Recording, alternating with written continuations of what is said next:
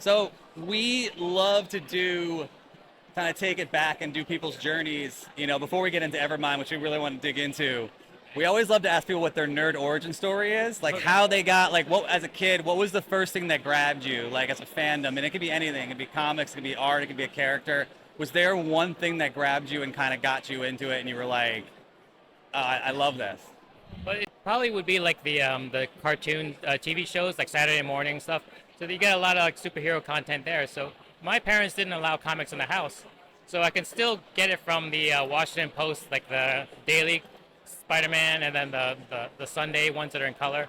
But then after that, it was Heavy Metal magazine. So most of my origins was like in the European art. Yeah. So.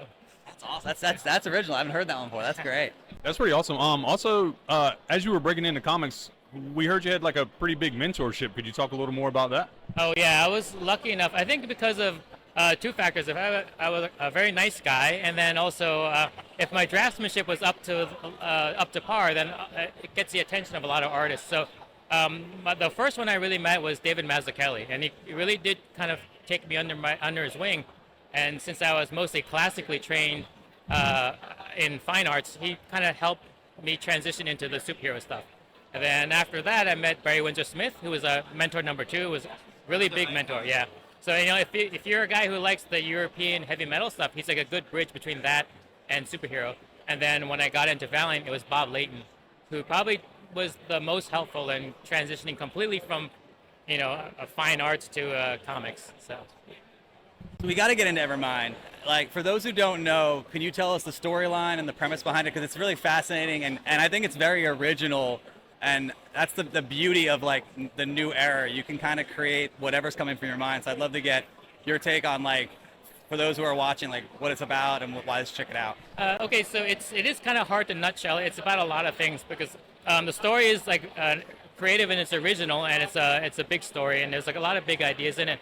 But I guess at its heart, it's about this scientist who is really hell-bent on succeeding. And then he kind of sets forth like a technology and kind of unleashes it onto the world, kind of opening like a Pandora's box. And then eventually he has to go to extreme lengths to kind of put things back together again after things go bad. That sounds pretty cool.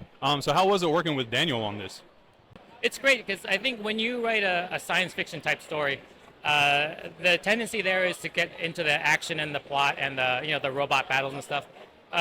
What's missing in a lot of science fiction is the human element. So if you get a guy who is an actor, and actors are intrinsically attuned to like backstory and character, because that's what they do all day, is how to inform their acting roles by learning backstory and character. So he brought that into the story, and it had a good mix of the two things. And I think it's a perfect blend of all the best parts of storytelling. Cool, man. My favorite question in the entire interview. I follow you on Instagram. I saw the post you did yesterday with like the review from the fan, and you being honest and upfront. What does it? I mean, it's your first foray into writing, but also, what does it mean to you to get like? I just love that kind of. It like got me like that whole review. Like, I don't know what this is. I want to check it out. I want to know more. I'm stuck in Bobo world. What does it feel like to see people responding to your writing like that? But also, I just love the way you present it to the fans. Like, this is, it's just, that kind of stuff gets me. I have no words for it. Well, I mean, it's because I have the same reaction. Like, nothing really says that I was able to do this. There's always a big question, and I worked very, very hard to infuse a story with, like, serious, like, storytelling technique and practices. And it was only a theory as to whether that would go over very well or not. So when I put it out there, it's kind of like you're on pins and needles whether people would like it. And when you get a review like that, it really took me aback, and it took a while to process that everything kind of worked out. And no one was more surprised than me, but I was thrilled to hear that response. Awesome, man. What else we got? The last one was just like how the story developed and how it came about. Like, because as a writer, like, where did the ideas come from? I know there's obviously a father-daughter story in there as well, which is really nice. I'm also expecting in 2 weeks, so that also gets me. But like, yeah, where did all these concepts and ideas come from? I know it's a lot to tackle, but where was the inspiration behind the storyline? Okay, so it all started with an image that I drew that was for a sketchbook that my artist studio was putting out.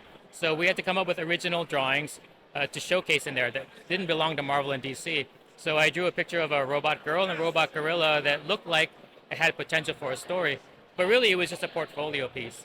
And then Carl Choi, the publisher, asked me like to build a story around it. So it all started from there. And then that's really not a great place to start a story because it's kind of like working backwards. So very early on, you got to bring in a theme and controlling ideas. So there is a philosophical question that has to be answered, and then you create characters to kind of build up upon that, and all the satellite characters really kind of inform that whole the theme. So that's kind of where it all came from. And if you do it just right, you can get people on board with your character and you relate to them, and then put them through hell. And then when they win, then people will be happy. And if they lose, people will be sad. So it's basic storytelling stuff. Yeah. That's awesome, man. Hey, thank you so much.